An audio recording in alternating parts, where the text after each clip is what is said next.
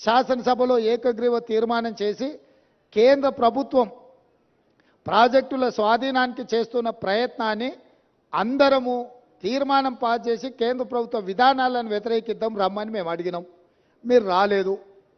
కేంద్ర ప్రభుత్వానికి కాంగ్రెసే అప్పజెప్పిందని అబద్ధాలు నువ్వు చెప్తే వాస్తవాలను డిసెంబర్ 1, 2023 నాడు మీరు ముఖ్యమంత్రిగా మీ కార్యదర్శి స్మితా సబర్వాల్ గారు రాసిన లేఖను అప్పజెప్పడానికి పూర్తిగా మీరు చేసిన ప్రయత్నాన్ని ఆధారాలతో సహా శాసనసభలో ప్రభుత్వం బయటపెట్టింది.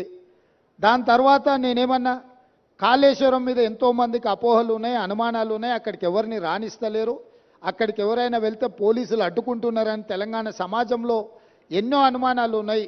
ఈ అనుమానాలను నివృత్తి చేయడానికి మంత్రులను, ప్రజాప్రతినిధులను, పత్రికా మిత్రులను అందరినీ తీసుకొని వెళ్ళి వాళ్ళకి చూపిద్దాము, అందరం కలిసికట్టుగా వెళ్దామని మా మంత్రి గారు మీకు లేఖ రాయడం జరిగింది. లేఖతో పాటు 13 తారీఖు నాడు వెళ్దామని మేము అన్నాము. ఒకవేళ మీకు ఏవైనా ఇతరత్ర కార్యక్రమాలు ఉంటే మీరు తారీఖు మార్చమన్నా మారుస్తామని చెప్పి శాసనసభలోనే స్వయంగా నేనే మీకు చెప్పడం జరిగింది. ఒకవేళ బీఆర్ఎస్ నాయకులకు 13 తారీఖు నాడు ఇతర కార్యక్రమాలు ఉంటే మీరు నిర్ణయించిన తారీఖు నాడు అఖిలపక్షం అందరము అక్కడికి వెళ్దాము, పత్రికల వాళ్ళని తీసుకెళ్దాము, అక్కడ జరుగుతున్న పరిణామాలు, నిర్మాణంలో లోపాలను, దాని మీద తీసుకోవాల్సిన చర్యల్ని ప్రజల సమక్షంలోనే ప్రజా కోర్టులోనే చర్చించుకుందామని రమ్మని చెప్పినాము. మీరు రాలేదు. రాకపోను శాసనసభలో చర్చకు కూడా మీరు రాలేదు. శాసనసభలో జరిగిన చర్చలో మీరు పాల్గొనలేదు. శాసనసభకే మీరు రావడానికి కాలు విరిగిందనే ఒక నెపాన్ని అడ్డం పెట్టుకున్నారు. కాలు ఇరిగిన చంద్రశేఖరరావు ఈరోజు నల్గొండకు పోయిండు.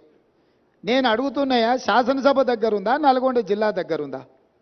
నల్గొండకి వెళ్ళి బహిరంగ సభలో సానుభూతి పొందాలనే ప్రయత్నం చేస్తున్నాడు చంద్రశేఖరరావు.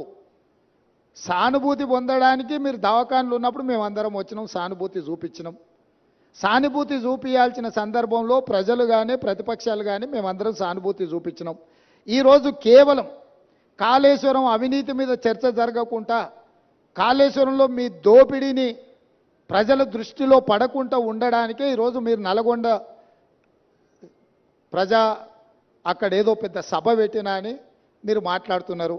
ప్రజలకి ఈ మాత్రము అవగాహన లేదని మీరు అనుకుంటున్నారా చంద్రశేఖరరావు గారు?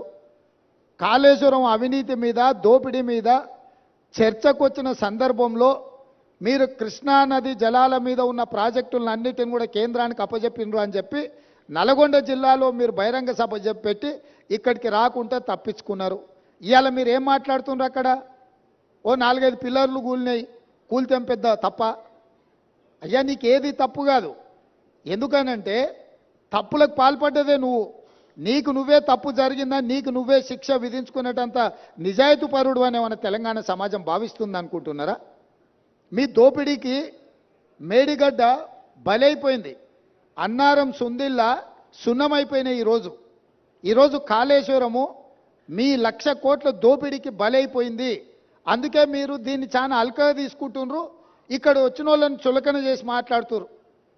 మీరు ఈరోజు ఇక్కడికి రాకపోవడం ఒక తప్పిదమైతే, ఇక్కడ తీసుకున్న కార్యక్రమాన్ని చులకన చేసి తిట్టడం అనేది మీ దిగజారుడు తనానికి నిదర్శనం. చంద్రశేఖరరావు గారు ఈరోజు ఆయన మాట్లాడుతున్నాడు, మీరు కేఆర్ఎంబి మీద మీకు అవగాహన లేకపోతే నడితే అన్నా ఎట్లా చేద్దామని మాట్లాడితే నేను సలహా చెప్పటోని.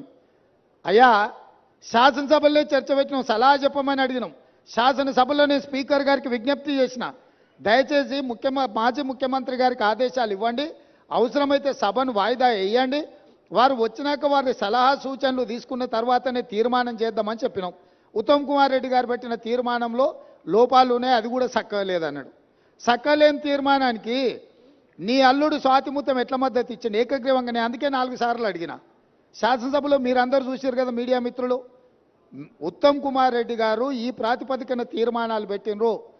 దీనికి టీఆర్ఎస్ పార్టీ వైఖరి ఏందో స్పష్టంగా చెప్పండి అని అంటే, హరీష్ రావు గారు మాజీ సాగునీటి పారుదల శాఖ మంత్రిగా, కేసీఆర్ కుటుంబ సభ్యుడిగా స్పష్టంగా ఈ తీర్మానానికి సంపూర్ణమైన మద్దతు పలుకుతున్నా అని చెప్పిండు.